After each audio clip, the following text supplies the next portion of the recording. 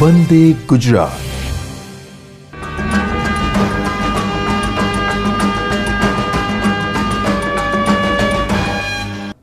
નમસ્કાર વિદ્યાર્થી મિત્રો, બાયસેગના કાર્યક્રમની અંદર આપનું હાર્દિક સ્વાગત છે। અગાઉ આપણે ધોરણ 12ના રસાયણ વિજ્ઞાન વિષયના પ્રકરણ 3 વિદ્યુત રસાયણ વિજ્ઞાન વિશે અભ્યાસ કર્યા છીએ। એ અભ્યાસની અંદર આપણે વિદ્યુત રાસાયણિક કોષ અને એના સંદર્ભમાં અલગ અલગ પ્રકારની માહિતી જોઈ ગયા છીએ।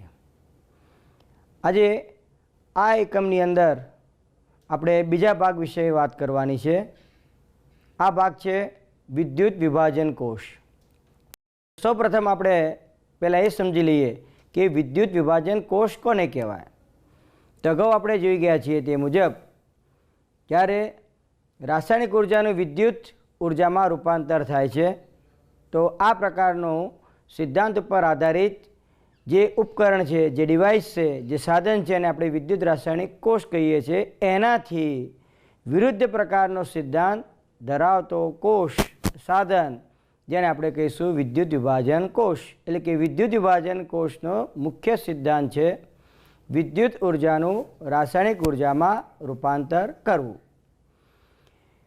પહેલો પ્રશ્ન અહીંયા આગળ એ આવે કે વિદ્યુત વિભાજન કોષમાં કઈ પ્રક્રિયા થાય છે? તો વિદ્યુત વિભાજન કોષમાં રેડોક્સ પ્રક્રિયા થાય છે। જેમ વિદ્યુત રાસાયણિક કોષમાં રેડોક્સ પ્રક્રિયા થાય છે એમ વિદ્યુત વિભાજન કોષમાં પણ રેડોક્સ પ્રક્રિયા થાય છે। તો આ વિદ્યુત વિભાજન પદ્ધતિ વિશે આપણે પહેલાં ટૂંકમાં પરિચય મેળવી લઈએ। એટલે કે વિદ્યુત વિભાજન પ્રક્રિયા એટલે શું? તો અહીં આપણે બોર્ડ પર જોઈએ તો જો કોઈ એક પાત્રમાં વિદ્યુત વિભાજ્ય પદાર્થ પીગલિત અવસ્થામાં અથવા તેનું જલીય દ્રાવણ લેવામાં આવે અને તેમાં બે વિદ્યુત ધ્રુવો ડુબાડવામાં આવે, ત્યારબાદ આ વિદ્યુત ધ્રુવોને બેટરી સાથે જોડી દઈએ તો વિદ્યુત ધ્રુવો પર ઓક્સિડેશન રિડક્શનની પ્રક્રિયા થઈ અને નિપજો પ્રાપ્ત થતી હોય છે। આ સમગ્ર ઘટનાને આપણે વિદ્યુત વિભાજન તરીકે ઓળખાવીશું। અહીં એનોડ વિદ્યુત ધ્રુવ પર ઓક્સિડેશનની પ્રક્રિયા થશે, કેથોડ વિદ્યુત ધ્રુવ પર રિડક્શનની પ્રક્રિયા થતી હોય છે।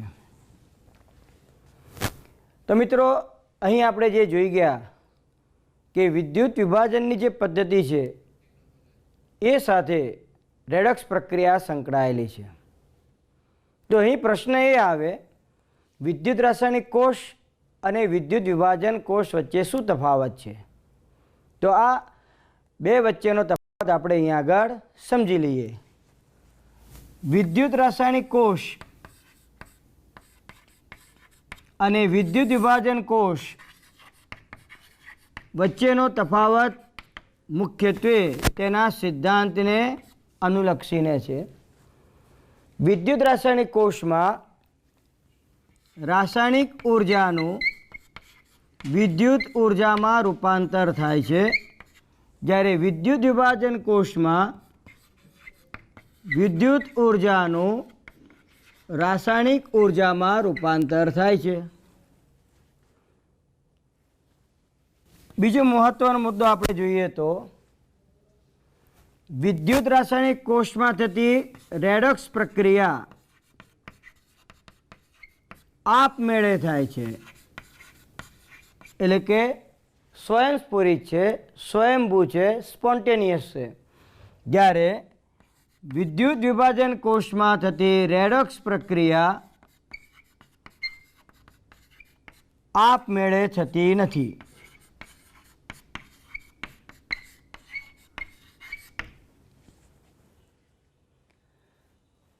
એના પરથી આપણે એમ કહી શકીએ કે વિદ્યુત રાસાયણિક કોષમાં થતી પ્રક્રિયા માટે ડેલ્ટા જીની વેલ્યુ નેગેટિવ હોય છે જ્યારે વિદ્યુત વિભાજન કોષમાં થતી પ્રક્રિયા માટે મુક્ત ઉર્જાનો ફેરફાર પોઝિટિવ હોય છે. ચોથો મુદ્દો આપણે ધ્યાનમાં લઈએ તો વિદ્યુત રાસાયણિક કોષમાં અગાઉ આપણે જોઈ ગયા છીએ મુજબ એનોડ ઋણ ધ્રુવ તરીકે વર્તે છે અને કેથોડ ધન ધ્રુવ તરીકે વર્તે છે. જ્યારે વિદ્યુત વિભાજન કોષમાં એનોડ વિદ્યુત ધ્રુવને બેટરીના ધન ધ્રુવ સાથે અને કેથોડ વિદ્યુત ધ્રુવને બેટરીના ઋણ ધ્રુવ સાથે જોડવામાં આવે છે. પરિણામે આપણે અહીંયા આગળ એમ કહી શકીએ કે એનોડ કે જે બેટરીના ધન ધ્રુવ સાથે જોડાયેલો હોય છે એટલે કે તે ધન ધ્રુવ તરીકે વર્તે અને કેથોડ બેટરીના ઋણ ધ્રુવ સાથે જોડાયેલો હોય છે. બીજી વિશેષ વાત આપણે અહીંયા આગળ ધ્યાનમાં લઈએ તો વિદ્યુત રાસાયણિક કોષમાં થતી પ્રક્રિયાનો પોટેન્શિયલ પ્લસ હોય, વિદ્યુત વિભાજન કોષમાં થતી પ્રક્રિયા માટે આપણે પોટેન્શિયલ ઋણ છે તેમ લઈ શકીએ. વિદ્યુત રાસાયણિક કોષમાં બે અર્ધકોષના દ્રાવણોને જોડવા માટે 4 સેતુની જરૂર પડે છે. જ્યારે વિદ્યુત વિભાજન કોષમાં એક જ પાત્રની અંદર વિદ્યુત વિભાજ્ય પદાર્થ કાં તો પીગલિત અવસ્થામાં અથવા એનું જલીય દ્રાવણ લઈ વિદ્યુત વિભાજન કરવામાં આવતું હોય છે. પરિણામ સ્વરૂપ અહીં કોઈ ક્ષાર સેતુની જરૂર પડતી નથી. અને છેલ્લે વાત કરીએ તો વિદ્યુત રાસાયણિક કોષનો ઉપયોગ આપણે વિદ્યુત ઉર્જા મેળવવા માટે કરીએ છીએ. જ્યારે વિદ્યુત વિભાજન કોષનો ઉપયોગ મુખ્યત્વે એક ધાતુ પર બીજી ધાતુનો ઢોળ ચડાવવો હોય, કેટલાક અધાતુ ધાતુઓનું નિષ્કર્ષણ કરવું હોય તેના સંયોજનમાંથી, કેટલાક સંયોજનોનું નિર્માણ કરવું હોય તો આપણે વિદ્યુત વિભાજન પદ્ધતિનો ઉપયોગ કરી શકીએ છીએ. વિદ્યુત રાસાયણિક કોષના પોટેન્શિયલની મદદથી આપણે દ્રાવણની પીએચ, અલ્પ દ્રાવ્યક્ષાના દ્રાવ્યતા ગુણાકાર તેમજ કેટલાક પોટેન્શિયોમેટ્રિક ટાઇટ્રેશન પણ આપણે તેની મદદથી કરી શકીએ છીએ. તો આ રીતે વિદ્યુત રાસાયણિક કોષ અને વિદ્યુત વિભાજન કોષ વચ્ચે તફાવત રહેલો છે. હવે મિત્રો અહીંયા આગળ બીજો પોઈન્ટ આપણે ધ્યાનમાં લઈએ છીએ કે વિદ્યુત વિભાજન પદ્ધતિ દ્વારા પ્રાપ્ત થતી નિપજોના સંદર્ભમાં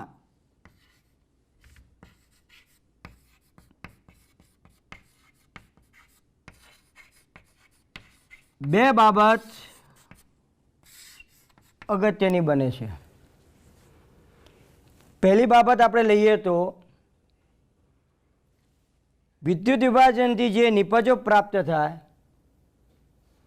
એનો જથ્થો કેટલો પ્રાપ્ત થશે, એટલે કે તેનું જથ્થાત્મક પૃથ્થકરણ ધ્યાનમાં લેવું પડે. અને વિદ્યુત વિભાજનથી નિપજ કઈ પ્રાપ્ત થશે એટલે કે તેનું ગુણાત્મક પૃથ્થકરણ ધ્યાનમાં લેવું પડે. એટલે કે વિદ્યુત વિભાજનનો આપણે અભ્યાસ કરીએ છીએ ત્યારે આ બે પ્રકારની બાબતો ખાસ આપણે અભ્યાસમાં લેવી જરૂરી બને છે. તો અહીં આપણે સૌપ્રથમ જથ્થાત્મક પૃથ્થકરણની વાત કરીએ તો સૌપ્રથમ વિદ્યુત વિભાજનને અંતે વિદ્યુત ધ્રુવો પર નિપજોનો કેટલો જથ્થો પ્રાપ્ત થાય છે એનો અભ્યાસ ફેરેડે નામના વૈજ્ઞાનિકે કર્યો. અને એ અભ્યાસના પરિણામ સ્વરૂપ એમણે બે અગત્યના નિયમો દર્શાવ્યા.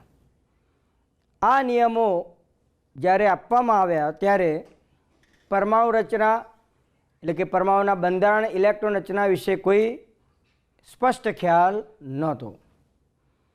તો આ નિયમો આ પ્રમાણે છે એને આપણે પહેલાં સમજી લઈએ. ફેરેડેના વિદ્યુત વિભાજનના પ્રથમ નિયમ મુજબ શબ્દમાં આપણે બોલીએ તો વિદ્યુત ધ્રુવો પર થતી પ્રક્રિયાને અંતે પ્રાપ્ત થતી નિપજનો જથ્થો તેમાંથી પસાર કરેલા વિદ્યુતના જથ્થાના સમપ્રમાણમાં હોય છે. ગાણિતીય સ્વરૂપમાં આપણે દર્શાવીએ તો જો પ્રાપ્ત થતી નિપજના જથ્થાને એમ માસ દ્વારા દર્શાવીએ તો એમ ચલે છે પસાર થતો વિદ્યુતનો જથ્થો, જેને આપણે કુલમ એકમમાં લઈએ તો એમ ચલે છે ક્યુ થશે. હવે ચલે છે ની સાઇન દૂર કરીએ તો એમ બરાબર ઝેડ ઇન્ટુ ક્યુ લખાય, જ્યાં ઝેડ એ વીજ રાસાયણિક તુલ્યાંક છે, એટલે કે જે વિદ્યુત રૂપ પર પ્રાપ્ત થતી નિપજ છે એનો વીજ રાસાયણિક તુલ્યાંક કહેવાશે. તો આ વીજ રાસાયણિક તુલ્યાંક ઝેડની આપણે વ્યાખ્યા આપવી હોય તો એમ આપી શકીએ કે પ્રતિકૂલમ વિદ્યુતનો જથ્થો પસાર કરતા પ્રાપ્ત થતી નિપજનું એ તેના વીજ રાસાયણિક તુલ્યાંક બરાબર થશે. એટલે અહીંયા આગળ આપણે કુલમ ક્યુ જે છે એ 1 લઈ લીધેલો છે. હવે ક્યુ બરાબર I ઇન્ટુ ટી. હાલના સમયમાં આપણે વિદ્યુત વિભાજન દરમિયાન કન્ટિન્યુઅસ વિદ્યુત પ્રવાહ પસાર કરી શકીએ એવા પ્રકારના આપણી પાસે ઉપકરણો છે જ.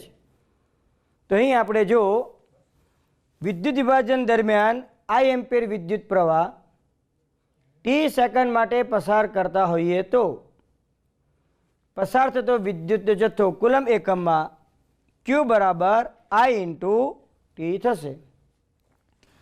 Therefore, mass is equal to Z into I into T લઈ શકાય.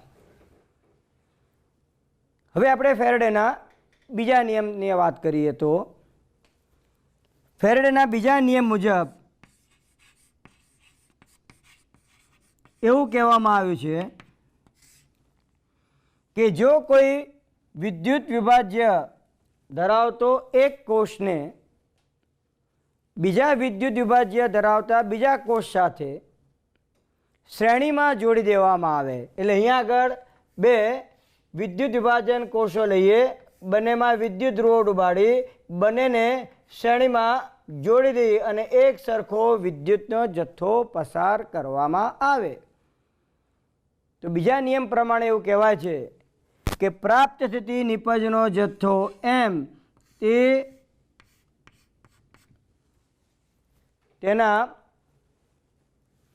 ઇક્વિવેલન્ટ વેટ એટલે કે તુલ્ય ભારના સમપ્રમાણમાં હોય છે. એટલે માની લો કે આ વિદ્યુત વિભાજન કોષમાં પ્રાપ્ત થતી નિપજ કોઈ અલગ પ્રકારની છે, એનું જથ્થો એનું દળ M1 છે, એનો તુલ્ય દળ અથવા તુલ્ય ભાર ઇક્વિવેલન્ટ વેટ EQ1 છે. તો અહીંયા આગળ આપણે M1 ચલે છે EQ1 લખી શકીએ. એ જ રીતે M2 ચલે છે EQ2. Therefore M1 upon M2 બરાબર EQ1 upon EQ2 આપણે લખી શકીએ. તો આ જે મેથેમેટિકલ અહીંયા આગળ ઇક્વેશન લખેલું છે બીજા નિયમનું ગાણિતીય સ્વરૂપ, એનો ઉપયોગ આપણે નાના પ્રકારના MCQ સોલ્વ કરવા માટે કરી શકીએ છીએ. એટલે કે જો બે વિદ્યુત વિભાજન કોષોના શ્રેણીમાં જોડાણથી એક વિદ્યુત વિભાજન કોષમાં પ્રાપ્ત થતી નિપજનો જથ્થો ખબર હોય તો એને અનુરૂપ બીજી નિપજનો જથ્થો કેટલો મળશે એ આપણે આ સૂત્ર પરથી ડાયરેક્ટ કેલ્ક્યુલેટ કરી શકીએ છીએ. તો અહીં આ જે ઇક્વેશન આપણને પ્રાપ્ત થયું એ ઇક્વેશન અને અગાઉ પ્રથમ નિયમ ઉપરથી આપણે જે ઇક્વેશન જોઈ ગયા છીએ એના અનુસંધાનમાં આપણે વાત કરીએ તો અહીં M બરાબર ઝેડ ઇન્ટુ આઈટી થાય છે અને અહીં એમ ચલે છે ઇક્વિવેલન્ટ વેટ. તો મિત્રો આ પ્રમાણે ફેરેડેના જે વિદ્યુત વિભાજનના જે નિયમો છે એ નિયમોને આપણે ધ્યાનમાં લઈ અને એનું કેલ્ક્યુલેશન કઈ રીતે કરવામાં આવે છે એને અહીં આગળ ઉદાહરણ દ્વારા સમજીએ. માની લો કે આપણે કેથોડ ઉપર થતી કોઈ રિડક્શન પ્રક્રિયામાં Na+ 1 મોલ ઇલેક્ટ્રોન મેળવી અને સોડિયમ ધાતુનો 1 મોલ આપે છે. બીજી પ્રક્રિયા લઈએ તો Mg2+ 2 મોલ ઇલેક્ટ્રોન મેળવી 1 મોલ મેગ્નેશિયમ ધાતુ આપશે. અને ત્રીજી એવી પ્રક્રિયા લઈએ કે જેમાં Al+3 3 મોલ ઇલેક્ટ્રોન મેળવી અને 1 મોલ એલ્યુમિનિયમ આપે છે.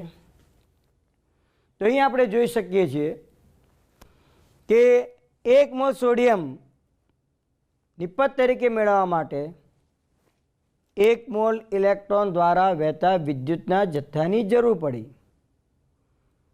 તો અહીંયા આગળ આ પ્રમાણે આપણે યાદ રાખવાનું છે કે 1 મોલ ઇલેક્ટ્રોન દ્વારા વહેતો વિદ્યુતનો જથ્થો એટલે કેટલો જથ્થો? તો એને આપણે કહીશું 1 ફેરાડે. ફેરાડેના માનમાં એને 1 ફેરાડે તરીકે ઓળખવામાં આવે છે. તો અહીં 1 ફેરાડે વિદ્યુતના જથ્થાને કુલમ સાથે આપણે સાંકળીએ તો 1 મોલ ઇલેક્ટ્રોન એટલે 6.022 × 10⁻23 ઇલેક્ટ્રોન. 1 ઇલેક્ટ્રોન પરનો વીજભાર 1.602 × 10⁻19 કુલમ છે. તો આટલા ઇલેક્ટ્રોન ઉપરનો વીજભાર એટલે મલ્ટીપ્લાય બાય 1.602 × 10⁻19 કુલમ આપણે લઈએ તો આપણને 1 ફેરાડે એટલે કે 1 મોલ ઇલેક્ટ્રોન દ્વારા વહેતો વિદ્યુતનો જથ્થો 96,487 કુલમ પ્રતિ મોલ મળશે.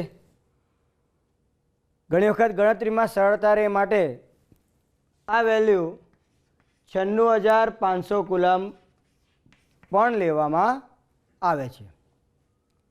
તો 1 ફેરાડે વિદ્યુતના જથ્થા વડે અહીં આપણે 1 મોલ સોડિયમ ધાતુ મેળવીએ છીએ એમ કહેવાય. એટલે કે 23 ગ્રામ તેના પરમાણુય દળ જેટલો જથ્થો આપણને પ્રાપ્ત થશે. પરિણામે આપણે એમ કહી શકીએ કે 96,500 કુલમ વિદ્યુતના જથ્થાએ 1 મોલ સોડિયમ ધાતુ મળી. એ જ રીતે 2 ફેરાડે વિદ્યુતનો જથ્થો, કારણ કે 2 મોલ ઇલેક્ટ્રોન સંકળાયેલા છે એટલે 2 ફેરાડે વિદ્યુતના જથ્થાને અનુરૂપ 1 મોલ એટલે કે 24 ગ્રામ મેગ્નેશિયમ પ્રાપ્ત થાય.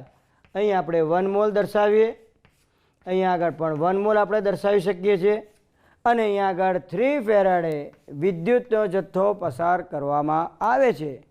તો એને અનુરૂપ અહીંયા આગળ આપણને એલ્યુમિનિયમનો 1 મોલ જથ્થો પ્રાપ્ત થશે એટલે કે 27 ગ્રામ એલ્યુમિનિયમ પ્રાપ્ત થાય છે. તો મિત્રો જો અહીંયા આગળ 1 ફેરાડે વિદ્યુત જથ્થો આપણે પસાર કરીએ તો નિપજ મેગ્નેશિયમના કેટલા મોલ પ્રાપ્ત થશે?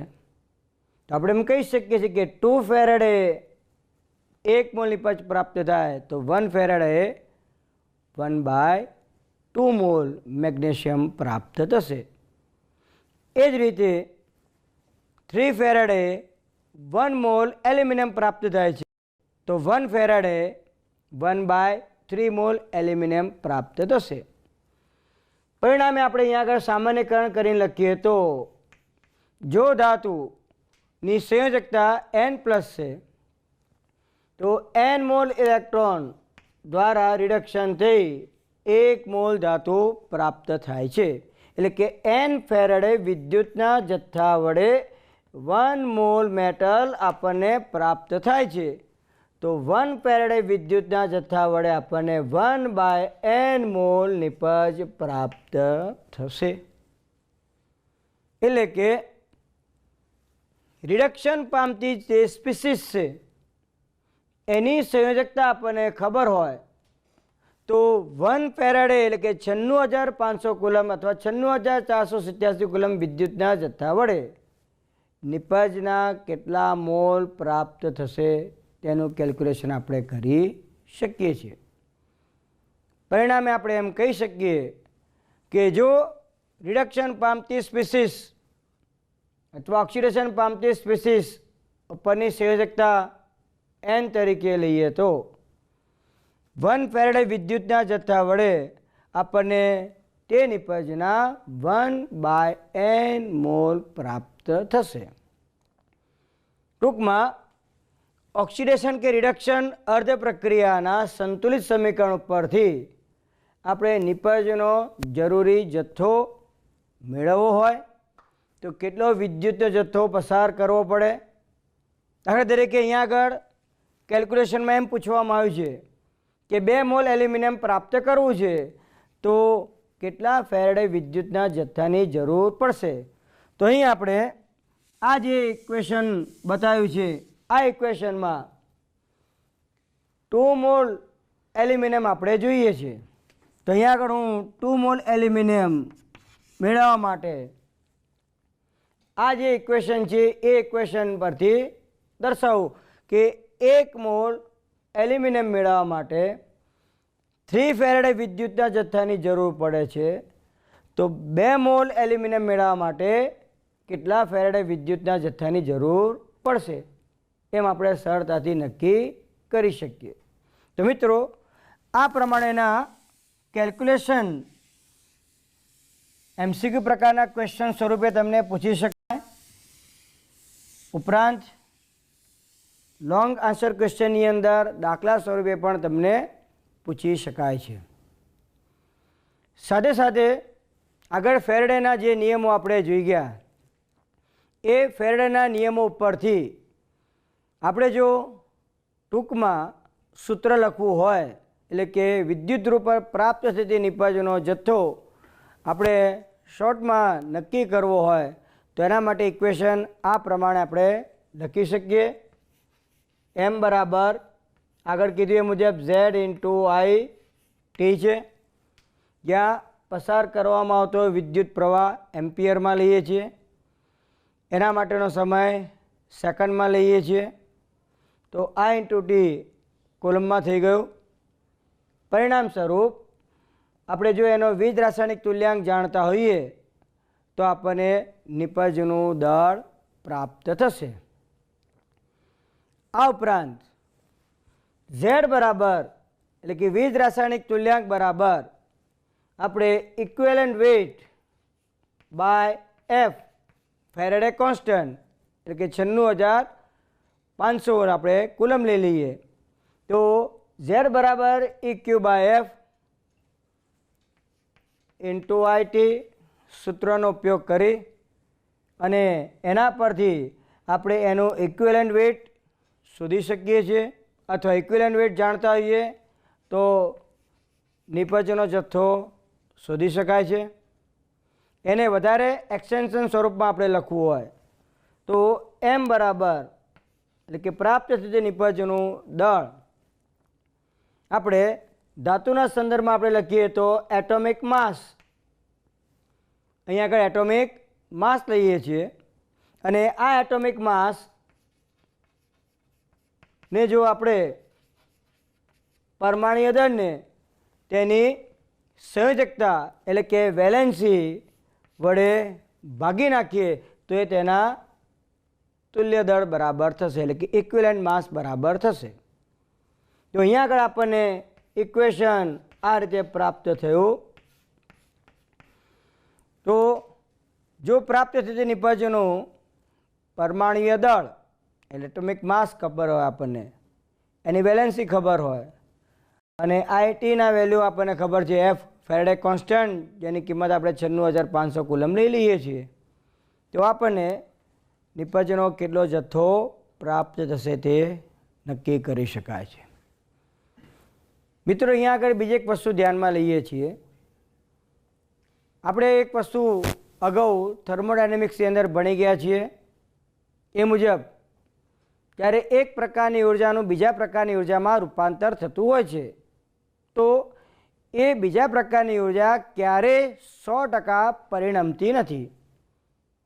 તો અહીં વિદ્યુત વિભાજનની પ્રક્રિયા દરમિયાન પણ જ્યારે આપણે વિદ્યુત ઉર્જા પસાર કરીએ છીએ એટલે કે વિદ્યુત ઉર્જા આપણે આપીએ છીએ, વિદ્યુત પ્રવાહ પસાર કરીએ છીએ, તો કોષનો જે આંતરિક અવરોધ છે એ અવરોધને દૂર કરવા માટે કેટલીક ઉર્જા વપરાઈ જાય છે. એટલે રાસાયણિક પ્રક્રિયા માટે પ્રાપ્ત થતી ઉર્જા પ્રમાણમાં ઓછી હોય છે. એટલે કે આપણે સૈદ્ધાંતિક રીતે જે ગણતરી કરીએ છીએ કે ભાઈ 1 ફેરેડે વિદ્યુતનો જથ્થો પસાર કરતાં આપણને 1 મોલ સોડિયમ ધાતુ પ્રાપ્ત થાય. વાસ્તવમાં આપણને 1 મોલ સોડિયમ ધાતુ પ્રાપ્ત થતી નથી, એના કરતાં સોડિયમના ઓછા મોલ પ્રાપ્ત થાય છે. એટલે કે વિદ્યુત વિભાજન કોષની ક્ષમતા 100% ક્યારેય હોતી નથી. પરિણામે જો વિદ્યુત વિભાજન કોષની ક્ષમતા આપણે શોધવી હોય તો વિદ્યુત વિભાજન કોષની ક્ષમતા પર્સન્ટેજમાં શોધવા માટે આપણે અહીં આગળ લખી શકીએ કે પ્રાયોગિક નિપજ ભાગ્યા સૈદ્ધાંતિક નિપજ ગુણ્યા 100. એટલે કે પ્રયોગને આધારે પ્રાપ્ત થતી નિપજનો જથ્થો સૈદ્ધાંતિક નિપજ કરતાં ઓછો હોય છે. આ ગુણોત્તરને 100 વડે ગુણવાથી આપણને વિદ્યુત વિભાજન કોષની ક્ષમતા અથવા વિદ્યુત પ્રવાહની ક્ષમતા પર્સન્ટેજમાં પ્રાપ્ત થશે. એ જ રીતે માની લો કે કોષની ક્ષમતા આપી દીધેલી હોય અને સૈદ્ધાંતિક નિપજ આપણને ખબર છે, તો પ્રાયોગિક નિપજ કેટલી મળશે એ પણ આપણે સરળતાથી નક્કી કરી શકીએ છીએ. તો અહીં આ જે નિપજ આપણને પ્રાપ્ત થાય છે એ નિપજમાં આપણે જે કેલ્ક્યુલેશન કરી અહીંયા આગળ લખીએ છીએ એ સૈદ્ધાંતિક નિપજ થઈ. તો પ્રાયોગિક નિપજ આપણે ખાસ શોધવી હોય તો અહીંયા આગળ આપણે જોઈ શકીએ છીએ કે કોષની ક્ષમતા ગુણ્યા સૈદ્ધાંતિક નિપજ ભાગ્યા 100 આવશે. એટલે અહીં પ્રાપ્ત થતી નિપજનું પ્રાયોગિક દળ જો આપણે શોધવું હોય તો આ જે સૈદ્ધાંતિક નિપજ આપણને પ્રાપ્ત થાય છે એને કોષની ક્ષમતા સાથે ગુણી અને 100 વડે ભાગી નાખીએ તો નિપજનો વાસ્તવિક જથ્થો આપણને પ્રાપ્ત થશે. તો આ પ્રમાણે ફોર્મ્યુલાનો આપણે ઉપયોગ કરી અને કેલ્ક્યુલેશન કરી શકીએ છીએ. મિત્રો, કેટલીક વખત વિદ્યુત ધ્રુવ પર પ્રાપ્ત થતી નિપજ વાયુ સ્વરૂપમાં પણ હોય છે. પરિણામે વાયુરૂપ પદાર્થનું કદ આપણે દળ તો શોધી નાખીએ, પણ વાયુરૂપ પદાર્થનું કદ શોધવું હોય તો આદર્શ વાયુ સમીકરણ PV બરાબર NRTનો ઉપયોગ કરી અને વીને સૂત્રનો કરતા બનાવી P બરાબર NRTમાં વીને સૂત્રનો કરતા બનાવી NRT બાય P સૂત્ર પરથી આપણે તેનું કદ શોધી શકીએ છીએ. આ ઉપરાંત આપણી પાસે એક ઇન્ફોર્મેશન પણ છે કે STPA 1 મોલ વાયુનું કદ 22.7 લીટર છે. કેટલીક જગ્યાએ તમને 22.4 લીટર પણ જોવા મળશે, પણ એ ક્યારે આવશે? જો સ્ટાન્ડર્ડ પ્રેશર આપણે વાતાવરણમાં લઈએ છીએ તો. પણ હાલના આપણે જેટલા પણ એક્ઝામ્પલ જોઈશું એમાં સ્ટાન્ડર્ડ પ્રેશર 1 બાર લેવામાં આવે છે અને 1 બાર દબાણે 273 કેલ્વિન તાપમાને 1 મોલ વાયુનું કદ 22.7 લીટર હોય છે. એટલે કે જો નિપજનું કદ STPA આપણે મેઝર કરવું હોય તો આ ઇન્ફોર્મેશનનો ઉપયોગ કરી અને આપણે ગણતરીને વધુ સરળ બનાવી શકીએ છીએ. તો મિત્રો અહીં આવા પ્રકારના કેટલાક એક્ઝામ્પલની ટૂંકમાં આપણે વાત કરી દઈએ તો આપણી ટેક્સ્ટબુકની અંદર સ્વાધ્યાયમાં આને અનુરૂપ નાના નાના પ્રશ્નો આપેલા છે.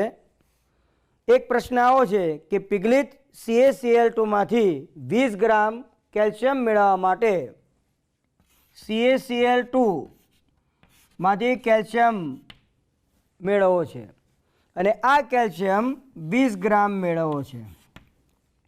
તો મિત્રો અહીં આપણે પિગલિત કેલ્શિયમ ક્લોરાઇડ લઈએ છીએ. તો પિગલિત કેલ્શિયમ ક્લોરાઇડમાં રહેલ કેલ્શિયમ આયનનું રિડક્શન થઈ અને કેલ્શિયમના 1 મોલ પ્રાપ્ત થશે. અહીં પ્રાપ્ત થતા કેલ્શિયમના મોલ 1 છે, માટે તેનું દળ તેના પરમાણુય દળ બરાબર થશે, એટલે કે 40 ગ્રામ થાય. તો 1 મોલ એટલે 40 ગ્રામ કેલ્શિયમ મેળવવા માટે 2 ફેરેડે વિદ્યુતના જથ્થાની જરૂર પડે છે. તો 20 ગ્રામ કેલ્શિયમ મેળવવા માટે કેટલા ફેરેડે વિદ્યુતના જથ્થાની જરૂર પડશે, કેટલા કુલમ વિદ્યુતના જથ્થાની જરૂર પડશે એમ પણ આપણે શોધી શકીએ છીએ. અને કુલમમાં જથ્થો ક્યુ આપણને પ્રાપ્ત થયેલો હોય તો માની લો કે આપણને I એમ્પિયર વિદ્યુત પ્રવાહ આપી દીધેલો છે કે ભાઈ 5 એમ્પિયર વિદ્યુત પ્રવાહ કેટલા સમય માટે પસાર કરવો પડશે. તો ક્યુ આપણને મળી ગયું છે, I આપણી પાસે છે, તો તે સમય સેકન્ડમાં આપણે નક્કી કરી શકીએ છીએ. ટી આપી દીધેલું હોય તો I કેટલા એમ્પિયર વિદ્યુત પ્રવાહની જરૂર પડશે એનું પણ આપણે કેલ્ક્યુલેશન કરી શકીએ છીએ. બીજો એક એવો ક્વેશ્ચન આપણે જોઈએ તો 1 મોલ H2O માંથી O2 મેળવવો છે. તો અહીંયા આગળ H2O માંથી O2 મેળવવા માટેની જે પ્રક્રિયા છે એ પ્રક્રિયા આ પ્રમાણે આપણે ધ્યાનમાં લઈશું.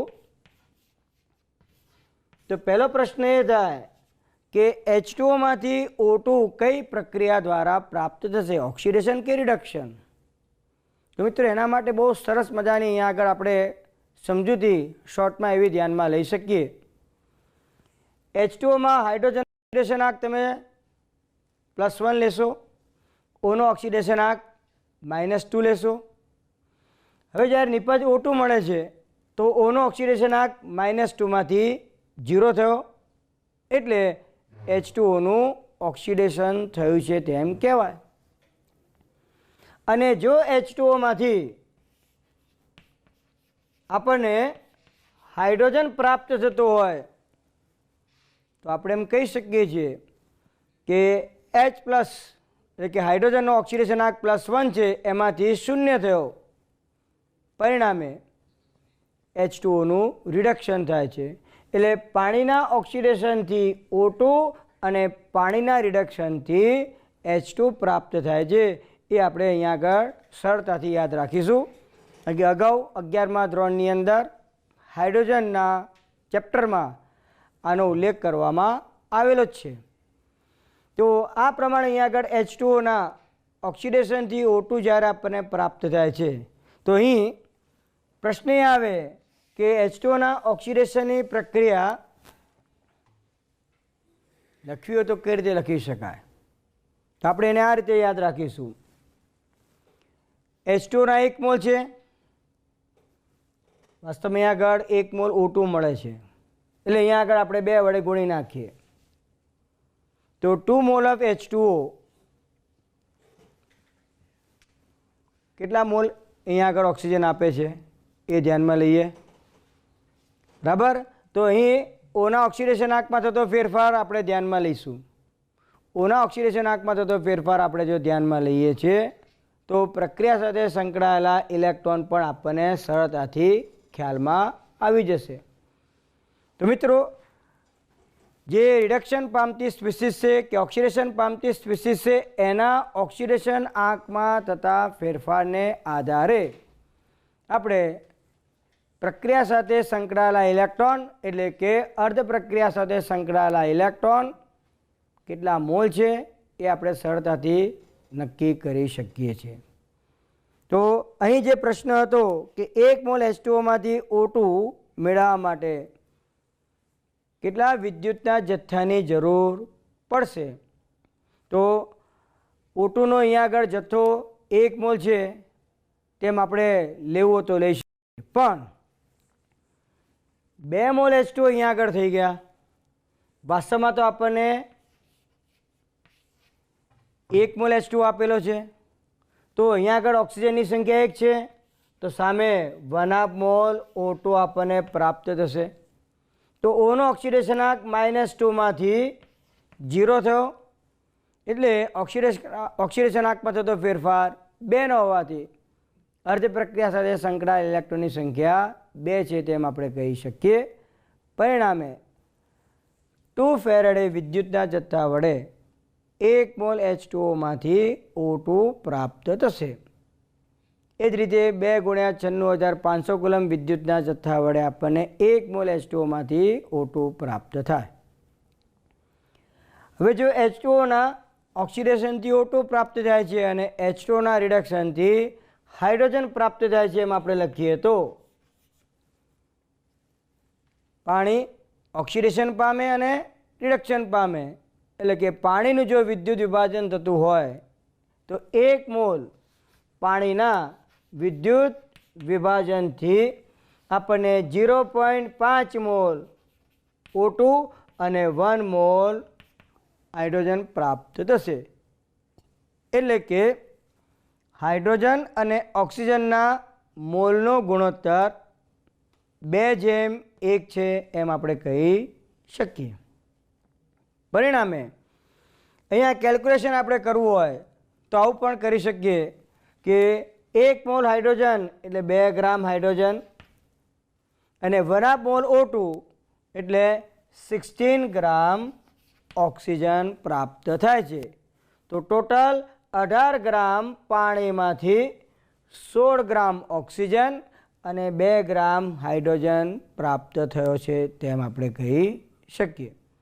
એટલે અહીંયા હાઇડ્રોજનનો ઓક્સિડેશનાંક +2 માંથી 0 થાય છે, એટલે ઓક્સિડેશનાંકમાં થતો ફેરફાર 2 નો છે. પરિણામે આપણે એમ કહી શકીએ છીએ કે અહીં 2 ફેરેડે વિદ્યુતના જથ્થા વડે 2 × 96,500 કુલમ વિદ્યુતના જથ્થા વડે આપણને અનુક્રમે 16 ગ્રામ ઓક્સિજન અને 2 ગ્રામ હાઇડ્રોજન પ્રાપ્ત થાય છે.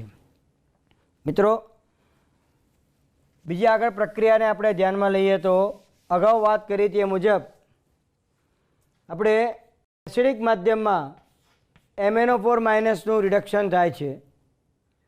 તો આ પ્રક્રિયાને આપણે આ રીતે દર્શાવી હતી.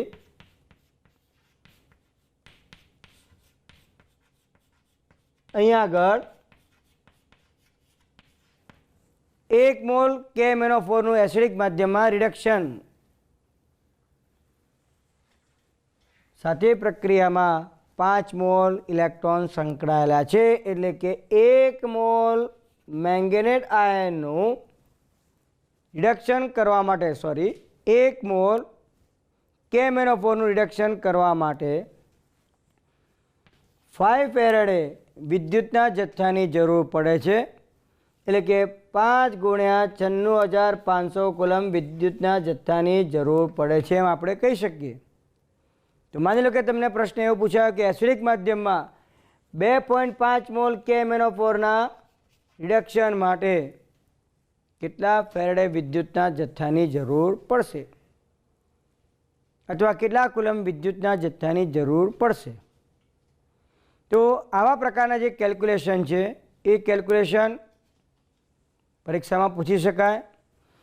આવો એક પ્રશ્ન આપણી ટેક્સ્ટબુકમાં પણ દર્શાવવામાં આવેલો છે, જે મુજબ આપણે અહીંયા આગળ વિદ્યુત વિભાજનને અંતે પ્રાપ્ત થતી નિપજનો જથ્થો સરળતાથી શોધી શકીએ છીએ અને એના માટે મૂળભૂત રીતે આપણને અર્ધ પ્રક્રિયા લખતા આવડવી જરૂરી છે.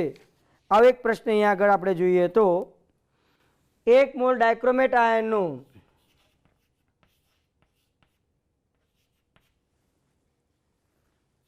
રિડક્શન કરવા માટે વિદ્યુતના કેટલો જથ્થો ઇલેક્ટ્રોનના પર્યાયમાં જરૂરી બનશે। તો અહીં એસિડિક માધ્યમમાં થતી રિડક્શનની પ્રક્રિયાનું સમીકરણ આપણે લખીએ એટલે તરત કહી શકાય કે 6 મોલ ઇલેક્ટ્રોન દ્વારા વહેતા વિદ્યુતના જથ્થા વડે એટલે કે 6 ફેરાડે અથવા તો 6 × 96,500 કુલમ વિદ્યુતના જથ્થા વડે આપણે 1 મોલ ડાયક્રોમેટ આયનનું રિડક્શન કરી શકીએ છીએ। સાથે સાથે મિત્રો બીજો અહીંયા આગળ એક પોઈન્ટ આપણે ધ્યાનમાં લઈએ છીએ,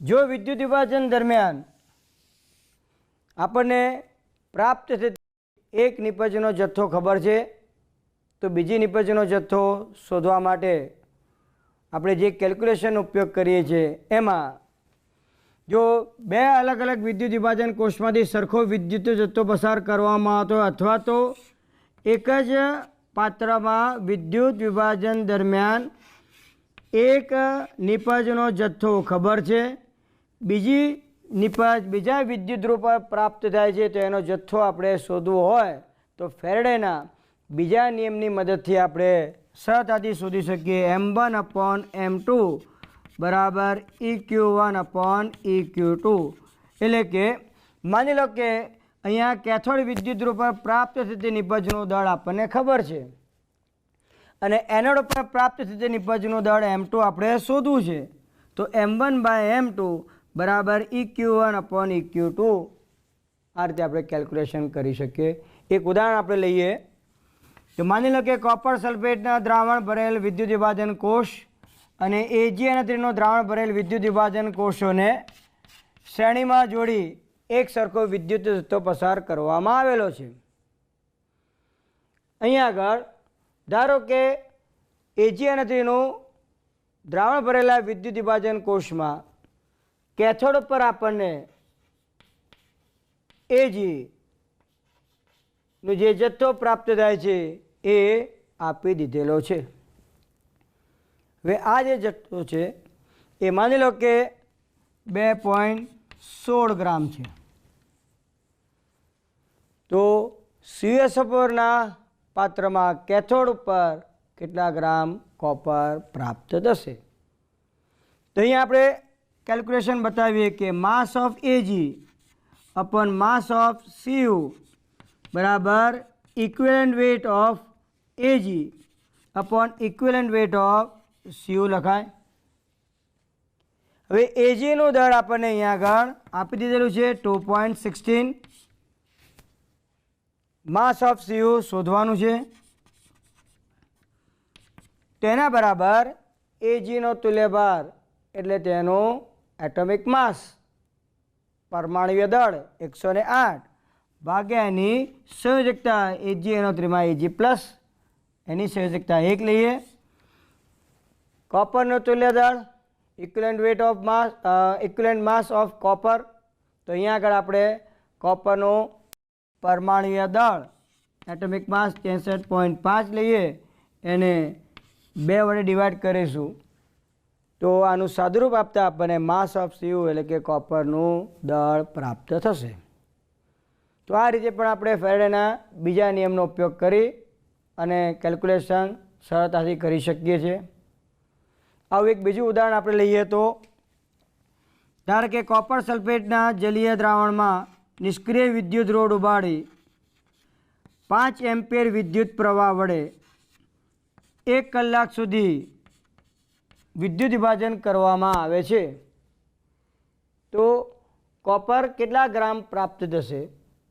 અહીં કહી દેવામાં આવ્યું છે કે વિદ્યુત વિભાજન કોષની ક્ષમતા 80% છે તો નિપજ કેટલા ગ્રામ મળશે તો અહીં આપણે ડાયરેક્ટ સૂત્રનો ઉપયોગ કરીએ કે માસ of copper is equal to atomic mass of copper એટલે કે Cuનું પરમાણુય દળ ગુણ્યા I ગુણ્યા T ભાગ્યા કોપરની વેલેન્સી એટલે કે તેની સંયોજકતા લઈએ અને ફેરેડે કોન્સ્ટન્ટ 96,500 કુલમ લઈએ અને સાથે સાથે આ જે વેલ્યુ છે સૈદ્ધાંતિક એને કોષની ક્ષમતા સાથે ગુણી નાખીએ એટલે કે કોષ ક્ષમતા જે 80 મૂલ્યની છે 80% છે ભાગ્યા 100 આઈની વેલ્યુ મૂકી દઈએ છીએ આપણે અહીંયા આગળ 5 એમ્પિયર વિદ્યુત પ્રવાહ 1 કલાક એટલે 3600 સેકન્ડ મૂકી દઈએ. કોપરની સંયોજકતા અહીંયા આગળ CuSO4માં 2 છે અને કોપરનું પરમાણુ દળ 63.5 મૂકી અને આપણે માસ ઓફ કોપર એટલે કે કોપરનું વાસ્તવિક દળ કેટલું પ્રાપ્ત થશે તે આપણે નક્કી કરી શકીએ છીએ.